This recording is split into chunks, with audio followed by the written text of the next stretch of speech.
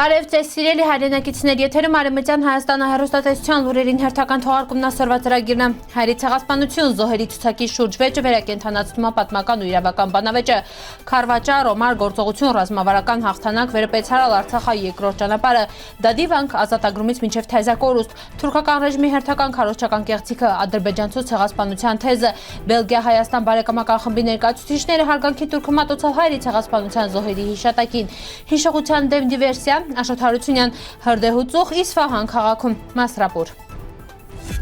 Հայաստանը վարչապետ Նիկոլ Փաշինյանի վերջին հայտարարությունը ըստ վերի անհրաժեշտ է ներկայացնել հայերի ցեղասպանության զոհերի անունները Արևմտյան Հայաստանում առաջացրալ ուժեղարձագանք ակադեմիական իրավական շրջանակներում Արևմտյան Հայաստանը կառույցների ներսում։ Այս առաջարկի հետևում վերի առաջին հայցքից կարեթվա պատմական ճշգրտության ձգտում իրականում կաղնած է հիմնարար հարց կապված ցեղասպանության էության ու միջազգային իրավունքում ապացուցման պահանջների հետ։ Պատմական առում ամենակ 1915-1921 թվականներին ամերիկյան New East Relief կազմակերպությունը ծախսել է $60 միլիոն նախև առաջ Սովետեն պայքարի հետի ապա կազմակերպել պահալա 63 հիվանդանոց, 128 կլինիկա, 11 ապաստան ու 250 որբանոց։ Վերջներս ապաստանը տվալ ավելի քան 100,000 Արևմտյան Հայաստանը որբերի։ 1922 թվականի բյուջեն կարեր հասնել $10 միլիոն։ Արմենակ Աբրահամյան, Արևմտյան Հայաստանի Հանրապետության նախագահ, Նյութն ամբողջությամբ կարդացիք Western Armenia TV ինսայթում։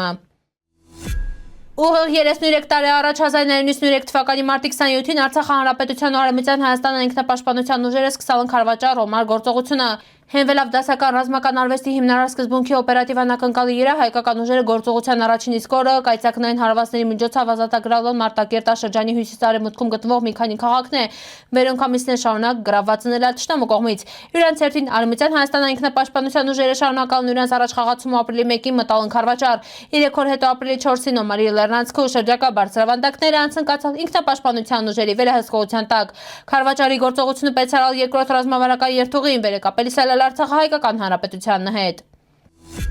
Դադիվանքը հանամյա պատերին իշերից թվամաթակիսական, բայց հզոր այս մշակութային համալիրը հերվից կանչում է հիշեցնելա վիրանանցյալը իրան ցավնավերածնունդը, երբև ազատագրված սրբավայրը սոր կրկին հայտնվալա օտար վերահսկողության ներքո 1993 թվականի մարտի 31-ին ազատագրվալա Դադիվանքը հայկական կարևորագույն հոգևոր ու պատմամշակութային կենտրոնների մինը, գործողությունը տռալա Արցախը ազատագրական պայքարի կարևոր փուլերի մինը, ապահովելով տարածքի վերահսկողություն ու պաշտպանությունը։ Դադիվանքը ազատագրումը ոչ միայն ռազմական, այլև ազգային հոգևոր նշանակություն ունեցավ, վերականգնելով հայկական ներկայությունը դարավոր սրբավայրում, սակայն տարիներ անց 2023 թվականին վանքը նորից անցալ Ադրբեջանի վերահսկողության տակ։ Այս պայքարի հերոսական էջերից մինը անբաժանանոր էր Էդուարդի Դանիելյանի անունից։ Ծնված 1967 թվականի օգոստոսի 1-ի Մարտակերտա շրջանի Վարդաձոր գյուղում ինքը տռալ Արցախ ազատամարտի նվիրյալների մինը։ 1992 թվականին նշանակվել Մարտակերտա պաշտպանական շրջանի հրամանատար ու մասնակցել Մարտակերտա Քելբաջարի ու Գուպալպլուի շրջանների ինքնապաշտպանական ու ազատագրական մարտերին։ 1993 թվականին ընտրվել Արցախագերագույն խորհրդի падգամավոր ու ստացալ փոխգնդապետի կոչում։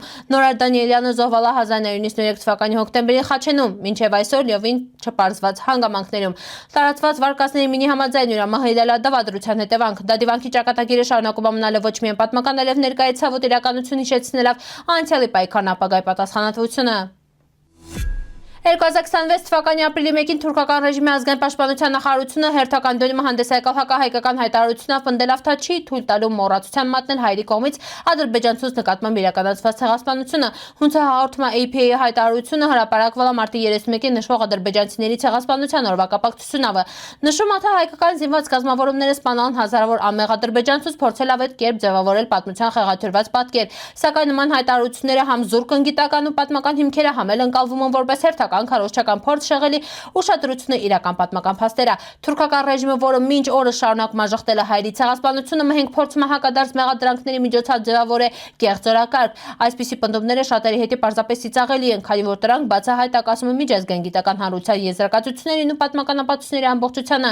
Օրեր առաջ Արևելյան Հայաստան վարչապետ Նիկոլ Փաշինյանը հայտարարել պատմական անարդարության վերականգնումից հրաժարվելու մասին տան ներկայացնելա որպես խաղաղության հասնելի փորձ, սակայն այս ֆոնին հատկապես ակնհայտատրվում էր Անկարան շարունակում է օգտագործել կեղծ պատմական թեզեր քաղաքական նպատակների։ Սրանով կրկիտ տասմկվեր թուրքական ռեժիմը ոչ միայն հրաժարվում չի իրան ժխտողական քաղաքականությունը, այլև փորձում է խորացնել առաջ քաշելով թեզա ակնհայտ անհիմն ու քարոզչական բնույթի պնդումներ։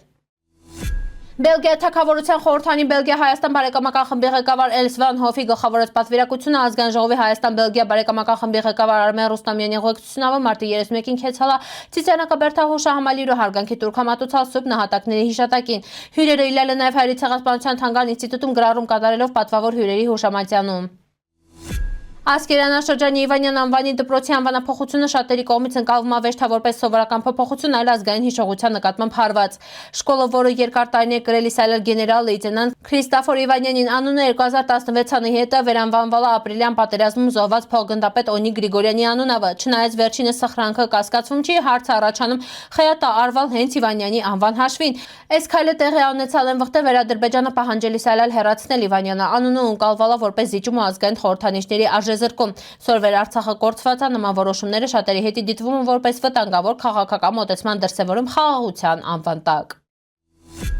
Իսֆահան քաղաքի երկնքում նկատվալը հզոր ծոխի արվող կրակի սյուն ամերիկա-իսրայելական օդային հարվածից հետո տեսանյութը նշանցած տան պայթյունների ու հրդեհների ազդեցությունով լցված երկինքը Իսֆահանը Իրանա ռազմավարական կենտրոնն է, այստեղ տեղակայված են ռազմական ենթակառուցվածքներ, վեր ենթադրում է տռալուն հարվածների թիրախ։ Ձմեռվա ցորտ օրերին օրգանիզմին վիտամին C-ի հսկայական աղբյուր է պետք, այս առումով մասուրավ ապուրը անչափ տեղին է։ Պատրաստվում է չորացրած մասուրից սողանա, ձավարը աղշաքարավազա համադրություններով։ Պատրաստման գործընթացը ներառում է մասուրի թռչում, բլենդերով հարում ու զտում, սոխի ու ալյուրի տապակում, հետո մասուրի հյութի ավելացում, ձավարավ իբելուց հետո։ Ըստ ճաշակի կարիք իվիլցինի կտրտած ծիրանաչիր, մեղմ քաղցր ու մրգային հոտ ապահովելի հետի։ Վերջում մատուցելիս իրան ավելացվում է թարմ համեմ ու ապուրը պատրաստ է տաքացնելի ու հարստացնելի ձմռվա սեղանը։ Սիրելի հայրենակիցներ, սորվա տեսքանք պատրաստալ ապրիկ ուշադրության հետի պնդկացիք։